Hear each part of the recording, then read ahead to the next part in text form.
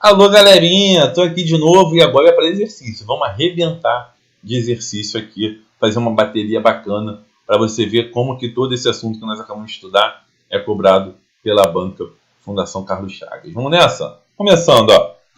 Não há crime sem lei anterior que o defina e nem pena sem prévia cominação legal. E aí, esse postulado constitucional consagrou a denominação de qual princípio? Não é o princípio da culpabilidade, não é o da inocência, não é o do devido processo legal, não é o indúbio pro réu. Esse aqui é o princípio da legalidade que nós já estudamos. Portanto, gabarito aí, letra D de Clare. 2. Com relação à aplicação da lei penal, o que é incorreto afirmar? Ele está pedindo aqui o que é errado. Portanto, vamos lá. Letra A. Não há crime sem lei anterior que o defina. E não há pena sem prévia cominação legal. Opa, isso aqui está certo. Isso aqui é o princípio da legalidade. Está certinha a letra A. Consequentemente, não é o nosso gabarito. Depois, vamos para B de bola. A lei excepcional e temporária, embora decorrido o período de sua duração ou cessadas as circunstâncias que a determinaram, aplica-se ao fato praticado durante a sua vigência. Pô, isso aqui também tá bacana, artigo 3º do Código Penal, né? Então tá certinho aí a letra B de bola. C. Pode ser punido por fato que a lei posterior deixe de considerar crime se já houver sentença definitiva. Não, está errado. É o gabarito, C de casa. Mesmo que o sujeito já esteja condenado definitivamente, se tiver uma lei posterior mais benéfica, a lei posterior que deixa de considerar crime, que é chamada, nós vimos, de abolitio criminis, ela deve retroagir mesmo que haja sentença condenatória transitada em julgado. Então, dizer que o sujeito pode ser punido está errado, porque a lei vai retroagir e vai beneficiar esse réu. A letra D diz que a pena cumprida no estrangeiro atenua a pena imposta no Brasil pelo mesmo crime quando diversa, ou é computada quando idêntica, também está certo. E a letra E diz que considera-se praticado o crime no momento da ação ou omissão. Então, o tempo do crime está relacionado com a teoria da atividade, que é o momento da conduta, ainda que outro seja o momento do resultado. O artigo 4º do Código Penal está certinho. Questão 2, gabarito, letra C de casa. Questão 3. Acusado em processo que apurou o crime de lavagem de dinheiro em concurso com o crime de organização criminosa, teve uma pena altíssima. Quando lhe restava 1/3 para o cumprimento da pena, as modalidades criminosas praticadas tiveram suas penas reduzidas na metade. Então imagina o seguinte, tá? Imagina que a pena de um crime era reclusão de 10 a 16 anos, para ficar exato. Tá? E aí o sujeito foi condenado a cumprir uma pena de 12 anos. E ele já tinha cumprido 8 anos de pena. Tá? Aí veio uma lei nova. Veio uma lei nova que reduziu a pena na metade. Ou seja, veio uma lei nova e esse mesmo crime passou a ter a pena de reclusão não mais de 10 a 16, e sim de 5 a 8 anos. E o sujeito já tinha cumprido 8 anos. Como agora o máximo da pena é 8 anos, o que tem que acontecer com esse acusado? Tem que ser colocado em liberdade. Né? Tem que ser colocado em liberdade, já cumpriu tudo. Ah, de Clare, mas a lei penal vai retroagir? Vai, porque se ela reduziu a pena pela metade, ela é benéfica para o réu. Então ela tem efeitos retroativos. Consequentemente, qual é o gabarito aqui? Já vou te adiantar, ó. Gabarito letra D de Clare. Esse sujeito será favorecido com o reconhecimento da extinção da pena, haja vista que a lei posterior que favoreça o agente será aplicada mesmo com os fatos praticados anteriormente. Beleza? Então a letra A, quando diz que não será favorecido, está errado. E a letra E também já está errada. E aí ficou a letra B e a letra C. A letra B diz que ele será favorecido com reconhecimento de extinção da metade da pena restante. Não. Faltava 4, né? Ou melhor, faltavam 4 anos. Aí está dizendo que desses 4 que faltavam, vai ser extinto a metade, apenas 2. Não, vai ser extinto tudo. Então está errada a letra B. E letra C, será favorecido com reconhecimento da possibilidade de indenização pelo Estado? Não, não tem nada a ver. O Estado reduziu a pena e isso vai ser aproveitado pelo réu. Conclusão, letra D de dado é o gabarito aqui. Próxima questão, 4. Sobre a aplicação da lei penal. O que é correto afirmar? Letra A. O Código Penal adotou o princípio da territorialidade em relação à aplicação da lei penal no espaço e tal princípio é absoluto? Não. A territorialidade que nós adotamos é relativa. Por isso que ela é chamada de territorialidade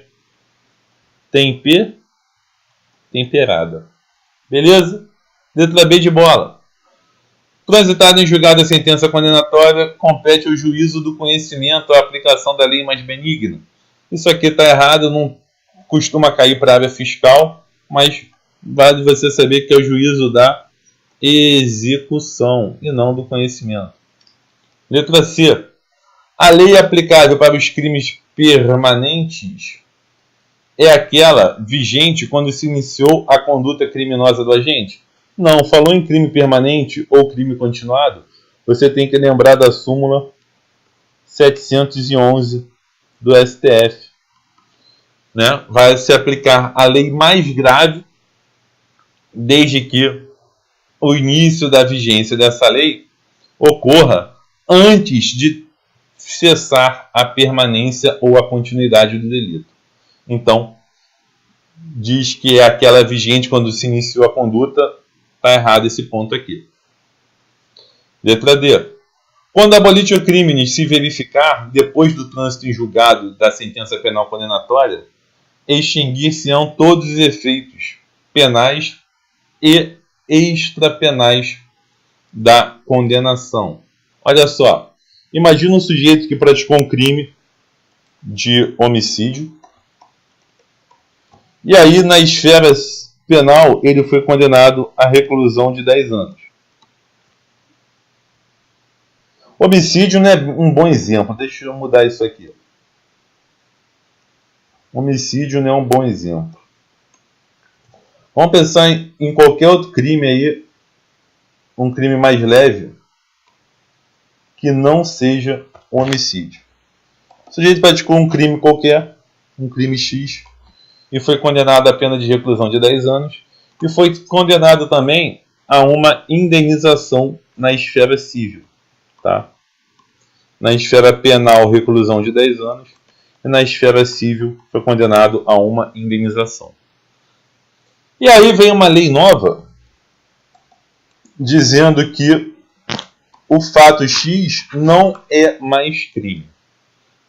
Consequentemente, essa lei nova vai extinguir a pena de reclusão de 10 anos a que o sujeito tinha sido condenado, vai extinguir os efeitos penais. Mas e essa indenização aqui? Os efeitos civis, eles também são extintos com a abolitio criminis? Não. Isso aqui, ó, permanece. Ou seja, a abolitio criminis, ela extingue os efeitos penais. Os extrapenais, não. Por isso está errada a letra D de dado. Tá? E a letra E. A lei excepcional temporária, embora decorrer de sua duração acessada às circunstâncias que a determinaram, aplica-se ao fato praticado durante sua vigência, é o nosso gabarito. Letra da lei aí do artigo 3º do Código Penal. Belezinha, gente? Mais uma questão feita. Questão 5. Vamos nessa. A respeito da analogia, considere. Olha só. Gente, o que você tem que saber? Nós falamos do princípio da legalidade. E vimos que, dentro do conceito de legalidade, tem aí o princípio da reserva legal. O princípio da reserva legal diz que somente lei ordinária ou lei complementar deve ser utilizada para incriminações, para tipificar condutas como crime. E aí nós vimos que não pode medida provisória, não pode decreto, não pode resolução, tá? E quanto à analogia? Imagina o seguinte, um determinado fato é crime. E um outro fato muito parecido não é. Pela analogia, eu posso estender o crime a esse outro fato muito parecido? Ou seja, a analogia, que é a utilização da lei que rege um caso semelhante a outro não regulado por lei, ela pode ser utilizada in bonam partem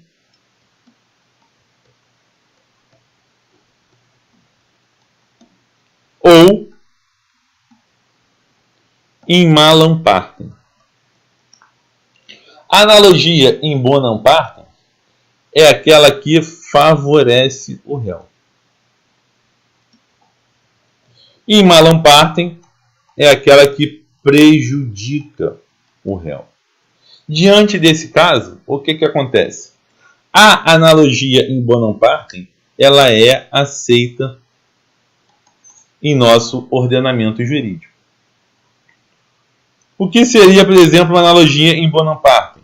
Suponha que exista uma causa de redução de pena para um crime. Em outro crime semelhante, não tem essa causa de redução de pena. Eu posso estender a causa de redução de pena ao crime semelhante? Pela analogia in bonam partem, isso é possível. Tá? Agora, eu utilizar a analogia in malam partem, que prejudica o réu, essa não é aceita. Não é aceita. E a analogia? O que você tem que saber sobre a analogia? Além disso, a analogia, a gente estuda lá no Direito Civil que, pelo artigo 4º da Lei de Introdução às Normas do Direito Brasileiro, nós temos mecanismos de integração do ordenamento jurídico. Ou seja, nós temos algumas situações em que a lei não trata de determinado caso. Que a lei, ela se faz em falta.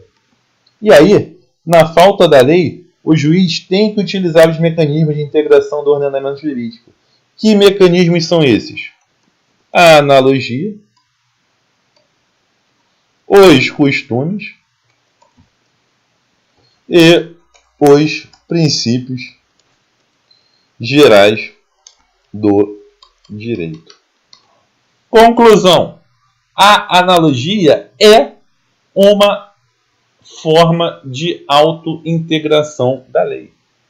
Por isso, a afirmativa 1 está corretíssima. Tá? A afirmativa 1 está corretíssima. Pela analogia, aplica-se a um fato não regulado expressamente pela norma jurídica um dispositivo que disciplina hipótese semelhante. Isso também está correto. E a afirmativa 3. O emprego da analogia para estabelecer sanções criminais é admissível? Não. Porque, nesse caso, a analogia para estabelecer sanções criminais ela é considerada uma hipótese de analogia in malam partem. Consequentemente, ela não é aceita em nosso ordenamento jurídico. Quando diz que é admissível, Está errado. E 4. A analogia não pode ser aplicada contra texto expresso de lei. Também está correto. Quando que a analogia pode ser aplicada? Quando não houver lei. Na falta da lei é que eu uso a analogia. Portanto, 1, 2 e 4 corretos.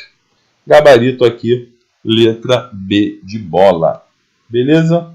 B de bola é o nosso gabarito da questão 5. Tem mais questão, Edgar? Tem, vamos nessa. 6. Constituem princípios que se destinam a solucionar um conflito aparente de normas. Lembra do conflito aparente de normas? É o SECA. Lembra do SECA? Ó. Subsidiariedade, especialidade, consunção e alternatividade. Esses são os 4 princípios destinados a solucionar conflito aparente de normas. Onde que tem esse gabarito aqui? Ó? A letra A, proporcionalidade, está errado. Proporcionalidade está errado. Excepcionalidade também. Né? Fragmentariedade está errado na letra C. D de dado, ó, subsidiariedade e especialidade, porque na letra E também está errado. Então, subsidiariedade e especialidade são conflitos para solucionar conflito, são princípios para solucionar conflito aparente de normas. Belezinha? 7. Rodrigo praticou no exterior um crime sujeito à lei brasileira. Rodrigo praticou no exterior um crime sujeito à lei brasileira e foi condenado a 1 ano de reclusão. Então, no exterior, foi condenado a 1 ano de reclusão. E no Brasil, ele foi condenado a quanto? 2 anos de reclusão. Ou seja, nós temos aqui, ó, penas iguais. Nós temos penas iguais. O que vai acontecer nesse caso? O cômputo da pena cumprida no estrangeiro. Beleza? Vai acontecer aí o cômputo da pena cumprida no estrangeiro. Diante disso, qual é o gabarito aqui da nossa questão de número 7? Letra D de dado, ó. Será descontada da pena imposta no Brasil e assim Rodrigo terá que cumprir mais 1 ano de reclusão. Ou seja, esse 1 ano aqui será computado nos dois. Tá ok? A letra A está errado, diz que implicará na transformação automática da pena imposta no Brasil em sanção pecuniária. Está errado. A letra B também. Será considerado circunstância atenuante, não tem nada a ver. A letra C diz que implicou o exaurimento da sanção penal cabível, não tem nada a ver com exaurimento aqui. E a letra E diz que é irrelevante, pelo amor de Deus, né? Gabarito D de Clare. Questão 8. A respeito da aplicação da lei penal, considere 1. Aplica-se a lei brasileira a crimes praticados a bordo de embarcações brasileiras a serviço do governo brasileiro que se encontrem ancorados em portos estrangeiros. Então, se eu tenho uma embarcação brasileira que está a serviço, ela é considerada uma extensão do território nacional. Portanto, tem que sim ser aplicada a lei brasileira. Isso é verdadeiro. 2. A sentença estrangeira pode ser executada no Brasil para obrigar o condenado a reparar o dano, realmente. Mas isso depende de homologação. Portanto, é falsa aqui a segunda afirmativa. 3. Considera-se extensão do território brasileiro as embarcações brasileiras de propriedade privada em alto mar. Opa! Lembra disso? Em alto mar, usa-se a lei do país de origem. Em alto mar, usa-se a lei do país de origem. Fizemos esse esqueminha na aula. Como se trata de uma embarcação brasileira, então usa-se a lei do país de origem e, consequentemente, é sim considerada extensão do território nacional. Verdadeira a afirmativa 3. 1 e 3 corretos, gabarito, letra C de casa. 9. Sobre o tempo e o lugar do crime, o Código Penal, para estabelecer, aí quer saber das teorias, né? Lembra que o concurseiro está o quê? Está na luta, né? Lugar do crime, ó. Qual é a teoria? Ubiquidade. Tempo do crime, qual é a teoria? Atividade. E aí, onde que tem isso? Questão 9, tempo do crime. Teoria da ação, né? Atividade ou ação, é a mesma coisa, tá, gente? E para o lugar do crime, teoria da ubiquidade. Gabarito aí, letra E. O resto está tudo errado, né? Tudo errado aí, não tem nada a ver com o que nós estudamos. Então lembra que o concurseiro está na luta. Está na luta. Questão 10. José foi processado e condenado por crime previsto em lei vigente à época do fato delituoso. Então, tinha uma lei vigente à época do fato delituoso, que eu vou chamar aqui de Lei 1. E aí José foi processado e condenado, praticou aqui o fato X, foi processado e condenado de acordo com essa lei. Aqui, ó. Condenação. Posteriormente, entraram em vigor mais duas leis. A Lei 2 e a Lei 3. A primeira reduziu a pena prevista para o delito. Então, essa aqui reduziu a pena. E a segunda, que no nosso caso é a Lei 3, aboliu o delito. Abolitio criminis. Nesse caso, em relação à condenação imposta a José, se a sentença já tiver transitado e julgado, o que acontece? Gente, no direito penal, cuidado, porque no direito tributário é diferente, mesmo que a sentença esteja transitada e julgado, haverá retroatividade da lei penal mais benéfica. E aqui, ó, né, a Lei 2 é considerada uma novatio legis in melius, porque é para melhor. E tanto a novatio legis in melius como a abolitio criminis possuem efeitos retroativos. Então, quando vier a Lei 2, ela vai ter efeitos retroativos e proativos. E quando vier a Lei 3, ela também vai ter efeitos retroativos e proativos. Beleza? Então, Lei 2 e Lei 3 estão aí, as duas retroagindo. Gabarito, então, as duas leis novas vão retroagir, porque as duas leis novas são benéficas para o réu. Tranquilidade? Meu querido, minha querida, matamos aí essa bateria de exercícios. E aí o próximo assunto já é aqui, ó, a teoria do crime. Tá vendo? A teoria do crime é o nosso próximo assunto. Mas eu não quero quebrar esse assunto no meio. Portanto, eu vou finalizar esse bloco por aqui. E aí, no próximo bloco, a gente arrebenta. Tá certo? Um abraço e até a próxima.